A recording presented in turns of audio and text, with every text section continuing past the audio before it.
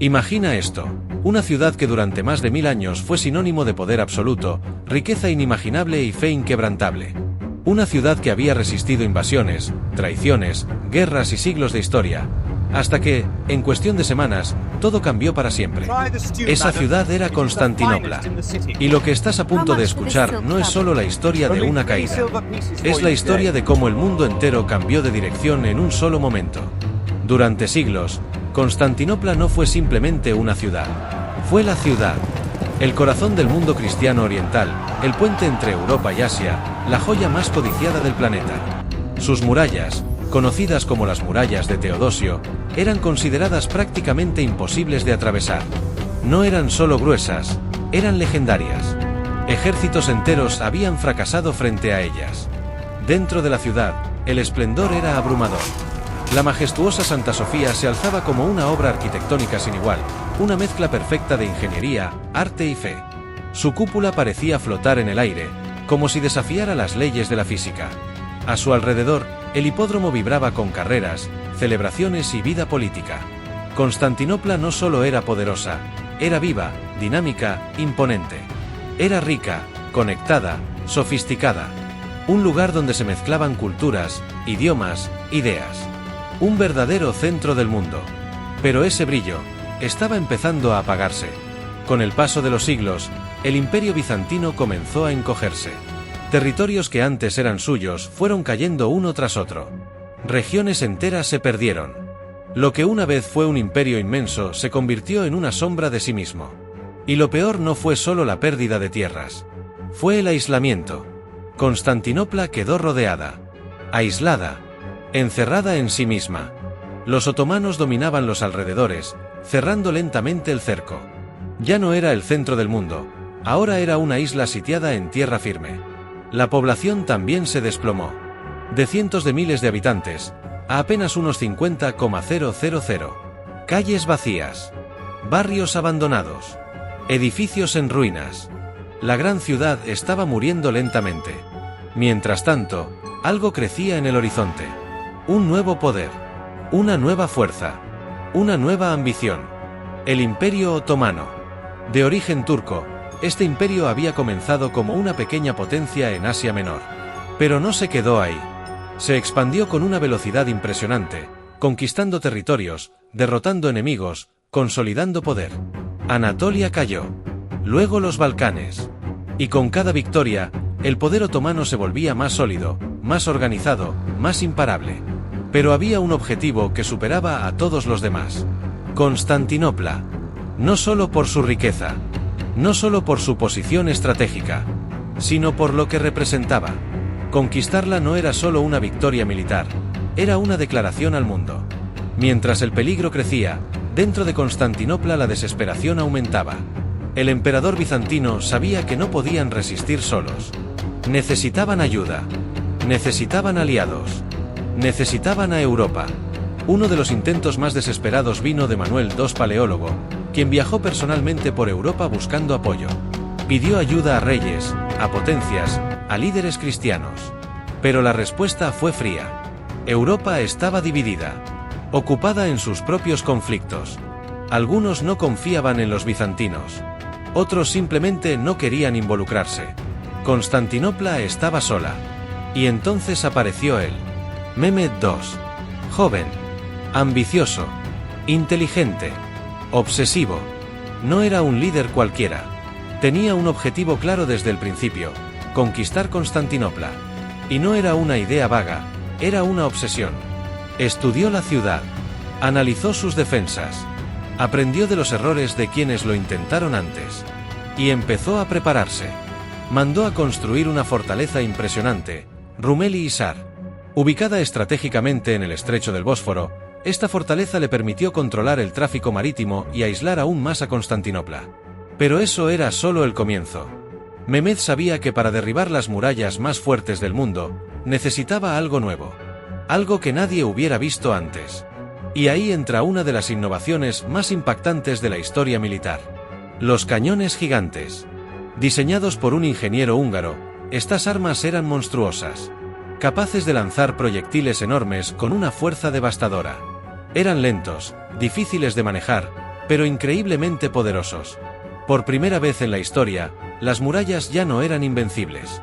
La guerra estaba cambiando, y Constantinopla estaba a punto de enfrentarse a una nueva era. El 6 de abril de 1453 comenzó el asedio. Un ejército otomano de aproximadamente 80,000 hombres rodeó la ciudad. Frente a ellos, apenas unos 7,000 defensores. La diferencia era brutal. Pero lo que siguió no fue una rendición rápida. Fue una resistencia heroica. Día tras día, los bizantinos defendieron sus murallas. Reparaban los daños. Resistían los ataques. Luchaban con todo lo que tenían. Sabían que estaban en desventaja, pero también sabían que estaban defendiendo algo más que una ciudad. Estaban defendiendo 1000 años de historia. Y entonces ocurrió algo que cambiaría el curso del asedio. Una jugada tan audaz, que parecía imposible. El Cuerno de Oro, una entrada de agua clave, estaba protegido por una enorme cadena que impedía el paso de los barcos enemigos. Era una barrera segura. O eso creían. Mehmed decidió hacer lo impensable. Transportar sus barcos por tierra. Sí, literalmente. Mandó a construir una ruta sobre colinas, usando troncos engrasados.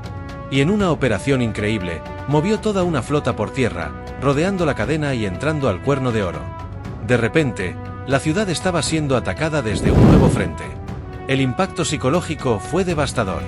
Y como si eso no fuera suficiente, el cielo también parecía estar en contra. Un eclipse lunar ocurrió durante el asedio. Para los habitantes de la época, esto no era un fenómeno natural más. Era una señal, un presagio, una advertencia. Las antiguas profecías hablaban de la caída de la ciudad bajo ciertos signos, y muchos creyeron que ese era el momento. La moral cayó. El miedo se apoderó de la ciudad. Finalmente, llegó el día. 29 de mayo de 1453. El ataque final. Los otomanos lanzaron todo lo que tenían. Oleada tras oleada. Ataques constantes.